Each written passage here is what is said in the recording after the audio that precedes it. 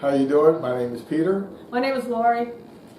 And we are here to review The Hate You Give. That's right, The Hate You Give. That's a new movie. I think it just came out this week in limited release. It'll be out in major, wide release in I think about a week or so.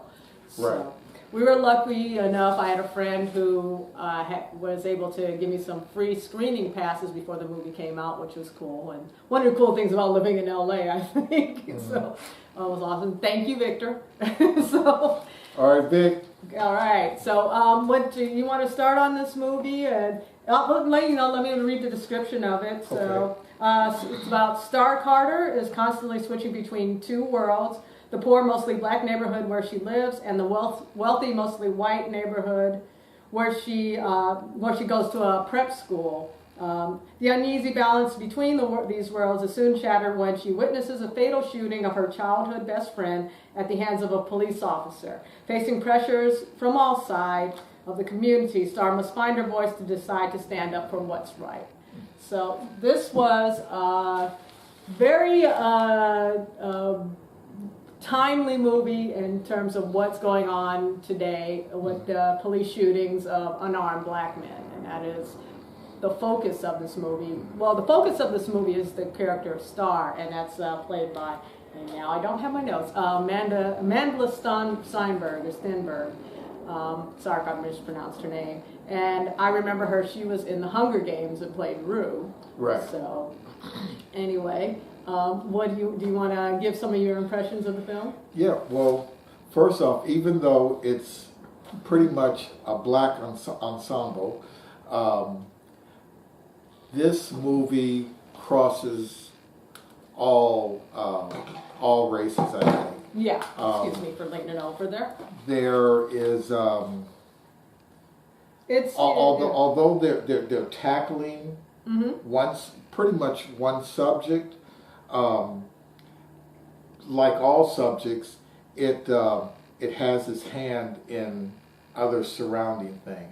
Okay. That happens around this whole thing, around the person, around her family, around her family's family. Right. It shows you how everyone's lives are affected by each other, I think. Right. We're all connected in a way. Right. One of the things with the character of Star is she's caught between two worlds. She lives in a black neighborhood, and she goes to an all-white prep school, poor black neighborhood to a rich white neighborhood. And one of the things she talks about is having to act a certain way, and when in her neighborhood, and another way when she goes to the white neighborhood. In fact, she has to very much downplay or not say anything that could be equated as what black or hood, while her friends at the white prep school are saying all kinds of slang and things that they've learned from TV, rap lyrics, whatever, and how she feels she can't do that because, and it's true, you can't, because then you're looked down upon and you're and you're being said, see, that's what they that's do. what they do. Yeah, it's one of the things that really I was really able to just sink right into the movie with was because I've done what she's done. Right. I would go to a work that was mostly white, and so there were certain things I wouldn't do. Right. I even remember when this one Hispanic guy would always talk about how good of a dancer I might be. Oh, God. And I would look at him and I'd say, I don't dance at all. What are you talking about? Okay. And when they found out some of the things that I had done, they kind of, or he would say, well, wait a minute, didn't you do this? And I go, yeah, but it was only for looks basis that I couldn't dance. I didn't dance. There was dance moves. Is this the Prince stuff? Yeah. Okay. But I just said. That's another story. I never danced. So it was a thing of there as far as other they were than that, I concerned. don't think I've ever seen you dance. I never danced. I never ate chicken, and I never ate watermelon there because that's what was so associated with blacks. Although most of the whites there could come and at lunch they would eat chicken and eat watermelon, and I was just like, oh, I don't like any of that stuff. Oh man. So yeah, there was that, and I thought about, they even portrayed it when she went back to the black neighborhood, and there was a party she went to, and how she didn't even quite fit in there, right? Because there were certain expectations of her. It's like, oh, you're not doing this, you're not dressing like that, you're wearing this, and you know, I can relate to that too. You know? You're not gonna go and do this. So she was very much on a tightrope, and to me, in the movie, which I just loved about the movie, is that she never did act black, right, act white. She acted upon what was right and what was wrong. And she was very much herself, right? You know, right. I think she did stay true to herself. And the thing is, I think a lot of people do that. I think a lot of people just act what is correct. Right. And when they do that, sometimes they do get the "you're not acting like us," like the term I get you. "you're not black enough." You're not this. You're not that. And I've gotten that before, that I'm not black enough. I've definitely got that. And yet I know more about black history. I know more about not just black history, but blacks in America, and I know more about even before that. So. Well, let's get to the biggest incident is she's with one of her best friends from childhood. They were buddies growing up, played Harry Potter together, and she's with him. They get pulled over by a police car, justifiably or not justifiably. What do you think? Because I don't know. It never came up.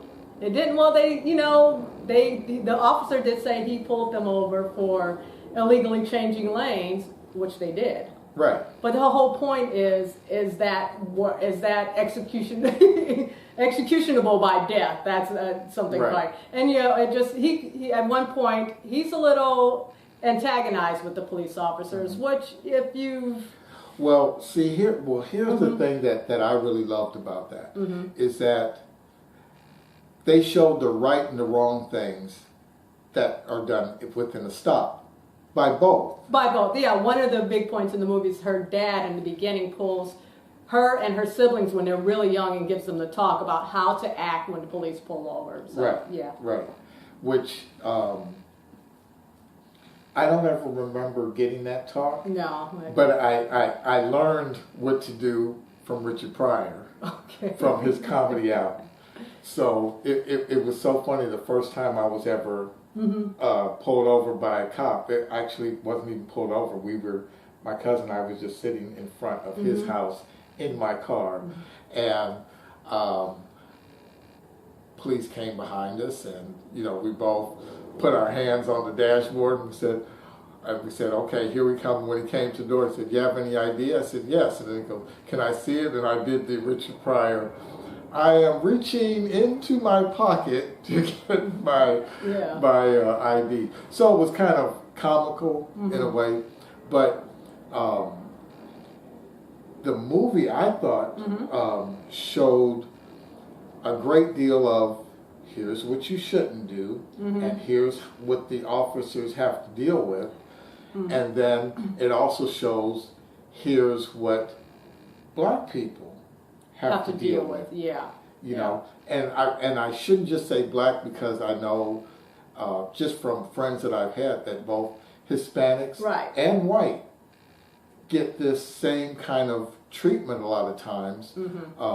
I do know that, of course, that people of color will get a little bit more gruff of a treatment. Yeah. But there is a lot of citizens versus blue. Well, I have to say one thing I was really happy with, because the star's uncle is a police officer, Yes. and he's played by Common, the actor Right. Common, Right. and at one point he talks about what it's like for the police officers when they pull over people. And this is something my brother was a police officer. I've heard him talk about. It's like there's a million different things that could be going on. You know, he's talked about how he could have pulled you over for your tail light, but there was a robbery a couple blocks up, and he doesn't, you know, just how they don't really know what they're approaching when they approach a car. Right. And so, I mean, there just has to be something across the board done better so it's safe for the officers and it's safe for people of color, Right. you know, for our traffic stop. But that's one thing I want to credit the movie for doing, for pulling that over. So there's some great performances in this. It's good to see Regina Hall, who's been a black actress who's been in a lot of things. You see her around a lot. Common, as I mentioned. I wanted to mention the guy. I especially want to mention the guy who played Star's father, who plays a character who's had trouble in the past, has a criminal record in the past, but is upstanding citizen, a small business owner, trying to keep his kids right, and also just a fierce protector of them. And at one point he does something that you're like, no, don't do that. But at the same time, he just feels, this is my family, I gotta protect them. So you feel for him both ways. And that actor is, I'll get the name for him.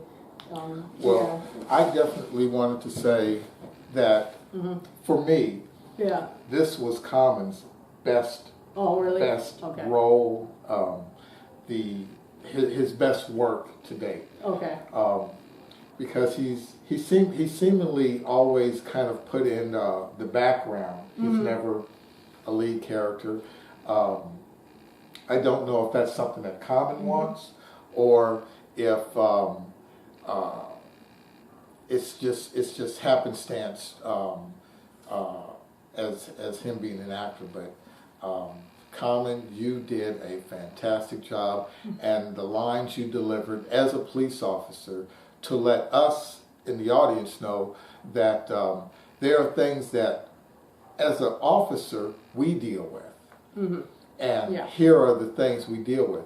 And so just as a note to you guys out there, police officers are human, just as we. We could be having a great day and a police officer pulls us over, but he's had a bad day, so he will be a little bit more rough than maybe he should be. And because you're having a good day, you would see him as being a lot rougher than he should be.